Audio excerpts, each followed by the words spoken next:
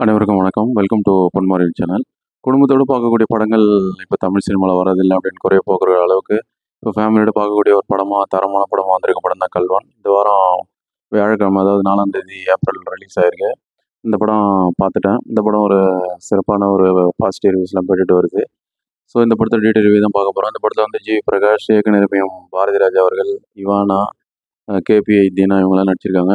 இந்த படத்துக்கு மியூசிக் வந்து பிஜிஎம் வந்து மிஸ் ரிவான்னு சொல்லி ஒரு ஒரு லேடி அவங்க தான் பண்ணியிருக்காங்க. சாங்ஸ் வந்து ஜி பிரகாஷ்குமார் அவர் தான் பண்ணியிருக்காங்க. டைரக்ஷன் வந்து பிவி சங்கர். அவர் யாருன்னா ஏற்கனவே ராட்சசன், முண்டாசுப்பட்டி இது மாதிரியான படங்களுக்கு கேமராமேனாக இருந்த சினிமாட்டோகிராஃபர் தான் இந்த படத்துக்கு டைரக்டராக வந்து டெபியூட் டைரக்டர் அறிமுகம் ஆகியிருக்காரு. ஸோ அந்த படத்தை டீட்டெயில் ரிவ்யூ தான் பார்க்க போகிறோம். நம்ம சேனலில் புது படங்கள் ரிவ்யூலாம் மட்டும் வரும். அந்த படம் தேட்டர்களில் வரும்போதும் தேட்டருக்கு அப்புறம் எப்படி இருக்குன்னு தெரிஞ்சுக்கிறது யூஸ்ஃபுல்லாக இருக்கும். அதனால் நம்ம சேனலை சப்ஸ்கிரைப் பண்ணிங்கன்னு கேட்டுக்கிறேன். அது இல்லாமல் இந்த விமர்சனம் முடிச்சுன்னா உங்கள் ஃப்ரெண்ட்ஸ் அண்ட் ரிலேஷன் ஷேர் பண்ணுங்கள். அது இல்லாமல் நம்ம விமர்சனத்துக்கு லைக், ஷேரு, கமெண்ட்ஸ் எல்லாம் பண்ணுங்கன்னு கேட்டுக்கிறேன்.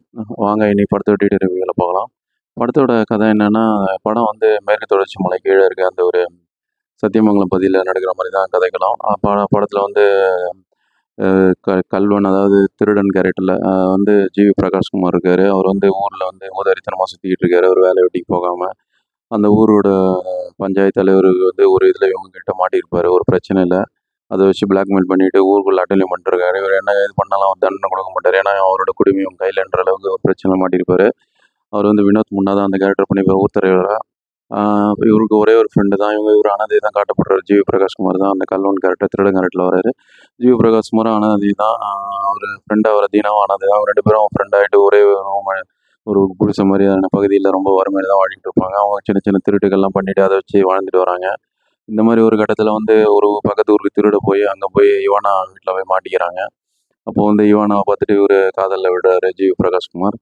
இவானா வந்து ஒரு நர்சிங் காலேஜில் வந்து படிச்சுக்கிட்டு இருக்காங்க அந்த டயத்தில். அந்த மாதிரியான ஒரு கதைகள்லாம். இவர் வந்து படிப்பறிவு இல்லாதவர். ஒரு கட்டத்தில் இவர் வந்து அவங்க வந்து ஒரு கேம்புக்கு போயிருக்க இடத்துல முதியோர் இல்லத்தில் வந்து பாரதி ராஜா வந்து பார்த்துட்டு அவரோட கேரக்டரை பிடிச்சி போய் அவரோட நல்லா ஃப்ரெண்ட்லியாக பேசுகிறாங்க இவானா. அதை பார்த்துட்டோன்னே அந்த இடத்துக்கு இவரும் போய் எதாச்சா போயிட்டு அங்கே போயிட்டு ஒரு பெயிண்டிங் வேலைக்கு போகிறாரு ஜிவி பிரகாஷ்குமாரும் தீனாவும். அப்படி போகும்போது அங்கே பாரதி ராஜாவுக்கு அன்பாக இருக்காங்க. இப்போ வந்து ஹீரோயின் சொல்லி இவரும் பாரதி ராஜா தத்தெடுக்கிறதுக்கு முயற்சி பண்ணி அவங்களோட வந்து இம்ப்ரெஸ் பண்ணுறதுக்காக முயற்சி பண்ணுறாரு இவானாவை. ஸோ அதனால் இவரும் தத்தெடுத்துடுறாரு. முறைப்படி ஒரு வக்கீல் மூலியம் போய் கோர்ட்டில் போய் முறைப்படி தத்தெடுத்துட்டு அவங்க ஊருக்கு கூட்டிகிட்டு வந்துடுறாரு.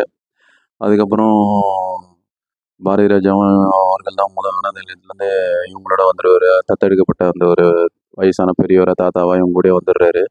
அவருக்கும் வேறு யாரும் இல்லை. அவர் அனாதை தான் இருக்கார். ஸோ அதனால் இவங்களோட கேரக்டர் பிடிச்சி போய் இவங்களோட வந்துடுறாரு. தீனா கூடயும் ஜிவி பிரகாஷ்குமாரையும் கூடயும். அதுக்கப்புறம் அந்த ஊரில் இவங்க ஊரில் வந்ததுக்கப்புறம் அங்கே எதிர்பாராத சம்பவங்கள் நடக்குது. திடுக்கின சம்பவங்கள்லாம் நடக்குது. அவங்க வாழ்க்கையில் ஜிவி பிரகாஷ்குமார் வாழ்க்கையிலையும் பாரதி ராஜா அவர்கள்லையும் அதில் எதனால் நடக்குது, என்ன சம்பவம், அதுக்கப்புறம் என்ன நடந்தது, இவங்க ஒன்று சேர்ந்தாங்களா இவானாவும் ஜிவி பிரகாஷ்குமாரும், அப்புறம் பாரதி ராஜாவுக்கு என்ன ஆச்சு அப்படிங்கிறத பரபரப்பான எதிர்பாராத ட்விஸ்ட்டோட சொல்கிறது தான் பேலன்ஸான மிச்ச கதை. இனி படத்தை ப்ளஸ் மைனஸ் பார்க்கலாம். ப்ளஸ்ன்னு பார்த்தா நல்ல ஒரு ஒரு கேமராமேனே வந்து டைரக்டராக இருக்கிறதால நல்ல ஒரு கேமரா ஆங்கிள்லாம் சிறப்பாகவே பண்ணியிருக்காரு. இயக்குனர் பிவி சங்கருக்கு வாழ்த்துக்கள். அது இல்லாமல் குடும்பத்தோட பார்க்கக்கூடிய ஒரு தரமான படத்தை கொடுத்து பாராட்டுகள் தெரிவிச்சுக்கலாம். நல்ல ஒரு மெசேஜும் கொடுத்துருக்காரு. பேச சொல்லிடலாம். அது என்னென்னா, ஒரு வனவிலங்குகளை பாதுகாக்கணும். அது இல்லாமல் அதுங்களுக்கு உண்டான இடத்துல நம்ம வீடு கட்டிகிட்டு இருக்கோம். அதனால் அதுங்க ஊருக்கு வரதான் செய்யும். அது வந்து குறையாக பார்க்கக்கூடாது. அது இல்லாமல் முதியோர்களை பேணி காக்கணும். யாருமே இங்கே அனாதையாக இருக்கக்கூடாது. எல்லாம் ஒருத்தருக்கு ஒருத்தர் ஆதரவாக இருக்கணும்னு சொல்கிற மெசேஜ் வந்து மைல்டாக ப்ரீச்சிங் மட்டும் இல்லாமல் சொன்னதுக்காக இயக்குனர் பிவி சங்கருக்கு பாராட்டுகள். ஒரு நல்ல படம், தரமான படம். அவர் வந்து கண்டிப்பாக பெருமைப்பட்டுக்கலாம் அந்த படத்துக்காக. ஏன்னா குடும்பத்தில் பார்க்கக்கூடிய அளவுக்கு படத்தை வந்து நல்லாவே கொண்டு வந்திருக்காரு. வாழ்த்துக்கள். அது இல்லாமல் ஃபேமிலியோட பார்க்கக்கூடிய, ஏற்கனவே சொன்ன மாதிரி ஃபேமிலியோட பார்க்கக்கூடிய என்கேஜிங்கான ஸ்க்ரீன் ப்ளே ஆரம்பத்துலேருந்து எண்டு வரைக்கும் போர் அடிக்காமலே போகுது. அந்த படத்தை வந்து ஓரளவுக்கு நம்மளை உட்காந்து பார்க்கக்கூடிய அளவுக்கு, ரசிக்கக்கூடிய அளவுக்கு, தேட்டரில் வந்து அப்போ செல்லில் பார்க்காத அளவுக்கு ஓரளவுக்கு கொண்டு போயிடுறாரு. இயக்குனருக்கு பாராட்டுகள். அது இல்லாமல் படத்தில் வந்து காமெடி, எமோஷன், ஆக்ஷன் எல்லாமே கலந்துருக்கும். ஃபர்ஸ்ட் ஹாஃபில் வந்து ரொமான்ஸு, அப்புறம் காமெடி இப்படி ஜாலியாக போகும். செகண்ட் ஹாஃப் ஃபுல்லாக எமோஷன் அண்ட் காமெடி அப்படின்னு சொல்லி நல்லா சிறப்பாக இருக்கும். அது இல்லாமல் கேபி தீனா வந்து நல்லா காமெடி பண்ணியிருக்காரு. அவரும் ஜிவி பிரகாஷும் வர இடங்கள்லாம் காமெடி நல்லா ஒர்க் அவுட் ஆகிருக்கு. அது இல்லாமல் தீனாவும் பாரதி ராஜாவும் ஜிவி பிரகாஷும் சேர்ந்து பண்ணுற அந்த அட்ராசிட்டிஸ்லாம் வந்து வேறு லெவலில் நல்லாவே நம்மளை ஃபீல் கூட கொண்டு போகுது படத்தில். அவங்க 3 பேருக்கு நம்ம பாராட்டுகள் தெரிவிச்சுக்கலாம். அது இல்லாம படத்துல வந்து எல்லாரோட கேஸ்டிங்ஸும் அருமையா இருக்கு. ஏற்கனவே சொன்ன மாரி ஜி.வி. பிரகாஷ் வந்து படத்துல நல்லா இம்ப்ரூவ்மெண்ட் நடிப்புல. பல காட்சிகள்ல நல்லா இம்ப்ரெஸ் பண்றாரு. பல இடங்கள்ல வந்து அவரு அமைதியா வந்து காட்சிகள்லயே வெளிப்படுத்துறாரு. இந்த பாடி லாங்குவேஜ்ல.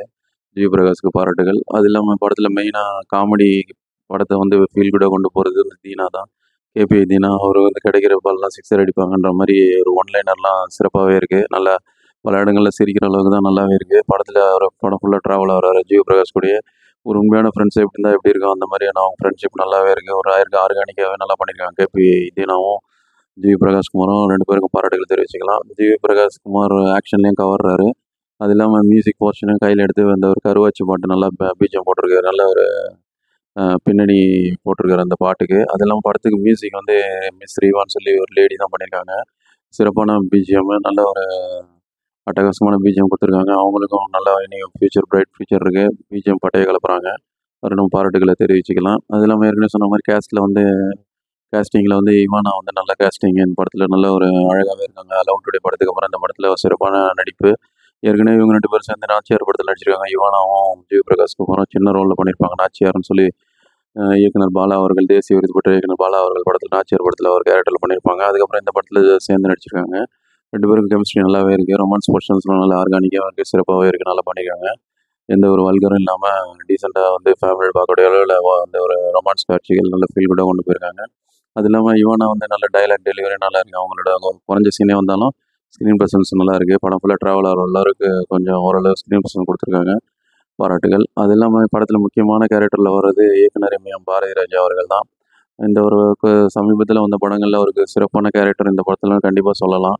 அந்த அளவுக்கு ஒரு அற்புதமான நடிப்பு. அவர் வந்து படத்த செகண்ட் ஹாஃப் ஃபுல்லா அவர் தான் பில்லர் மாரி தாங்கி பிடிக்கிறாரு. ஏன்னா, ஆரம்பத்தில வந்து அவர் வரதெல்லாம் ப்ரீச்சிங் மோட்ல இருந்தாலும், அதுக்கப்புறம் படத்துல கொஞ்சம் கொஞ்சமா படத்துக்குள்ள வந்து படத்தையே அவரு ஃபுல்லா ஹோல்ட் பண்றாரு. அவரோட ஷோல்டர்ல.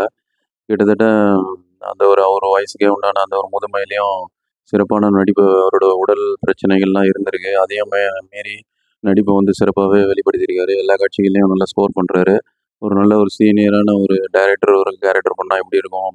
அந்த ஒரு சிறப்பான ஒரு நடிப்பை வெளிப்படுத்துவாரு அப்படின்றதுக்கு இந்த படம் நல்ல உதாரணம். இயக்குனர் நடிப்பு நம்ம சொல்லி தெரிய வேண்டியதில்ல. மிக சிறந்த ஒரு நடிகர், அ இயக்குனர். பல நடிகர்கள் பலர் பேர வந்து இயக்குனர்களையும் நடிகரா அறிமுகப்படுத்தியிருக்காரு. பல நடிகர்கள், நடிகைகள் அவரால மோதிர கையால கூட்டு போட்டாங்கன்னு சொல்லி புது நடிகைகள்லாம் நெறைய பேர் ஃபேமஸ் ஆயிருக்காங்க. தமிழ் திரையுலகுல. ஹிந்தி துறையிலயும் கால் பதிச்சிருக்காங்க. நமக்கு சொல்லணும்னா உதாரணத்துக்கு நெறைய பேர் சொல்லலாம். ராதிகா அவர்கள், அப்புறம் ரதி அவர்கள் இவங்கலாம் வந்து நெறைய லாங்குவேஜ்ல நடிச்சிருக்காங்க. அது பாரதிராஜா அவர்களோட அறிமுகம் தான். அது இல்லாம இயக்குனர்கள்ல வந்து புரட்சி திலகம் பாக்கியராஜ் அவர்கள், அப்புறம் நெறைய பேர் சொல்லலாம். எண்ணீர் தோழன் ரமா அவர்களும் அறிமுகப்படுத்தியிருக்காரு. அவங்க இன்னும் அப்பயும் படங்கள்ல நடிச்சுட்டு வராங்க. வெப்பங்குளிர் மலை படத்துல கூட ஸ்கோர் பண்றாங்க. ஸோ அந்த மாரி மிக சிறந்த ஒரு டைரக்டர் இந்த படத்துல ஒரு முக்கியமான கேரக்டர் பண்ணியிருக்காரு. பல விருதுகள் கிடைக்கும். அந்த அளவுக்கு ஒரு எமோஷனல் நடிப்பு. எமோஷனல் மட்டும் இல்லாம காமெடி, அப்புறம் கொஞ்சம் அந்த ஒரு நையாண்டி, அப்புறம் அட்ராசிட்டி எல்லாமே கலந்து கட்டி அடிச்சிருக்காரு. அவருக்கு நல்ல ஸ்கோப் இருந்த படம். ஸோ அவரும் சிறப்பா பண்ணியிருக்காரு. அவருக்கும் பாராட்டுகள தெரிவிச்சுக்கலாம். ஏற்கனவே சொன்ன மாரி பிஜிஎம்மும், பாட்டுமே நல்லா சிறப்பாக கொண்டு போயிட்டாங்க. அவங்களுக்கு டெக்னிக்கலி சவுண்டா இருக்கு. அது இல்லாம பி.வி. சங்கர் கேமராவும் சிறப்பா இருக்கு. இயக்குனராவும் இருக்கிறதால எல்லாமே அவர் உணர்ந்து நல்லா சிறப்பா பண்ணியிருக்காரு. அது இல்லாம படம் அந்த வினோத் முன்னா ஒரு நல்ல ஒரு முக்கியமான கேரக்டர்ல வராரு. ஊர் தலைவரா வராரு. அவரும் நல்லா ஜஸ்டிஃபை பண்ணியிருக்காரு கேரக்டர. அவர் வந்து இதற்கு தானே ஆசைப்பட்ட பாலகுமாரா படத்துல கூட அந்த ஒரு குடிகார ரோல சிறப்பா பண்ணியிருப்பாரு. அவர் தான் இந்த படத்துல வந்து நல்லா அந்த வந்து பெயிண்ட் ரோல் சம்திங் பண்ணியிருப்பாரு. இந்த படத்துல ஒரு முக்கியமான ரோல்ல நல்லாவே பண்ணியிருக்காரு ஊர் தலைவர் ரோல. ஸோ அவரும் நம்ம பாராட்டுக்கள தெரிவிச்சுக்கலாம். சின்ன சின்ன கேரக்டர் பண்ணவங்கலாம் கவனம் இருக்கிறாங்க இந்த படத்துல. குறிப்பா சொல்லணும்னா அந்த அலோக் கந்தசாமி அவர்கள்லாம் அவரும் நல்லா பண்ணியிருப்பாரு. அந்த ஒரு ஹாஸ்டல் வார்டனா வராரு. பாருங்க அவங்களுக்கு புரியும். படம் மைனஸே இல்லன்னா இருக்கு. என்னன்னா ஒரு 15 நிமிஷம் ட்ரிம் பண்ணியிருக்கலாம். ஏன்னா ஃபர்ஸ்ட் ஹாஃப்ல கொஞ்சம் லென்த்தா போகுது எஸ்டாப்ளிஷ் பண்ண கேரக்டர் எஸ்டாப்ளிஷ் பண்றதுக்கு. அந்த டயத்திலேயே கொஞ்சம் யானைய பத்தியான அந்த காட்சிகள்லாம் கொண்டு வந்து பரபரப்ப ஏத்தியிருந்தா நல்லா இருந்திருக்கும். அதெல்லாம் படத்துல வில்லனே இல்லன்ற அளவுக்கு இருக்கு. எந்த ஒரு படமும் வில்லன் கேரக்டர் வந்து ஸ்ட்ராங்கா இருந்தா இன்னும் கொஞ்சம் நல்லா இருக்கும். இந்த படத்துல சம்பவங்கள்லாம் வில்லனா காமிக்கப்படுது. அது கொஞ்சம் டீட்டெயிலிங்கா எழுதியிருந்தா படம் இன்னும் வேற லெவலுக்கு போயிருக்கும். அது இல்லாம படத்துல வந்து பாரதிராஜா அவர்களுக்கும், ஜி.வி. பிரகாஷ் அவர்களுக்கும் மோதல், அதுக்கப்புறம் புரிதல், பேரன் தாத்தா உண்டான அந்த உறவுகள கொண்டு போயிருந்தா படம் நல்லா போயிருக்கும். அது இல்லாம யானை, முதியோர் நலம் அப்படி இப்படின்னு சொல்லி 2, 3 கதைக்களங்கள் ட்ராவல் ஆகுது. கொஞ்சம் லேகிங் ஆயிடுது. அது கொஞ்சம் பார்த்துருக்கலாம். இருந்தாலும் அந்த ஒரு 2 விஷயங்கள் முக்கியமான பேசப்பட வேண்டிய விஷயங்கள். காட்ட அழிக்கக்கூடாது. அது இல்லாம வனவிலங்குகள பாதுகாக்கணும். முதியோர் நலம் பாதுகாக்கணும். ஒருத்தரும் அனாதை கிடையாது. ஒருத்தர் ஒருத்தர் அடாப்ட் பண்ணணுன்ற நல்ல மெசேஜ்லாம் குடுத்துருக்காங்க. இருந்தாலும் கதைக்களம்னு வரும்போது அந்த பாரதிராஜா அவர்கள், ஜிவி பிரகாஷ் அவர்களையும் அந்த ஒரு போர்ஷன் மட்டும் எடுத்துக்கிட்டு, அதில வந்து மைல்டா சொல்லியிருந்தா இன்னும் நல்லா இருந்திருக்கும்னு என் அளவுல பார்க்கப்படுது. மொத்தத்துல இந்த படம் எப்படி இருக்குன்னா, பிஎன்சிய கவரக்கூடிய படம் கண்டிப்பா அவங்கள பெரிய அளவுல கவரும். ஏ சென்டருக்கும் பாதகம் இல்ல. எந்த இடத்துலயும் ஏமாத்தாது. இந்த படம் தியேட்டர்கள்ல பார்க்கக்கூடிய படம் தான். நல்ல ஒரு என்கேஜிங்கா இருக்கும். ஸ்டார்ட்டிங்லேருந்து எண்ட் வர. எந்த ஒரு சீனும் ஒரு வல்காரிட்டி இல்ல படத்துல. அதனால அந்த ரத்தம் தெறிக்கிற சீன்லாம் ரொம்பலாம் கிடையாது. அதனால ஃபேமிலியோட பார்க்கலாம் இந்த படம். நல்ல ஒரு வீக்கெண்ட என்ஜாய் பண்றதுக்கான ஒரு நல்ல கதைக்களம். இப்ப லீவு நெறைய இருக்கு. ஸோ இந்த படத்த தியேட்டர்ல போய் குடும்பத்தோட பாருங்க. எந்த இடத்துலயும் ஏமாத்தாது. நம்ம சைட்லேருந்து ஹைலி ரெக்கமெண்டட். படம் பார்த்துட்டு உங்க கருத்துக்கள பின்னோட்டங்கள தெரியப்படுத்துங்க. வேற திரை விமர்சனம் அல்லது முன்னோட்ட வந்து சந்திப்போம். அதுவரை நன்றி, வணக்கம். இந்த விமர்சனம் பிடிச்சிருந்தா ஃப்ரெண்ட்ஸ் எல்லாருக்கும் ஷேர் பண்ணுங்க. லைக், கமெண்ட் பண்ணுங்கன்னு கேட்டுக்கிறேன். வணக்கம்.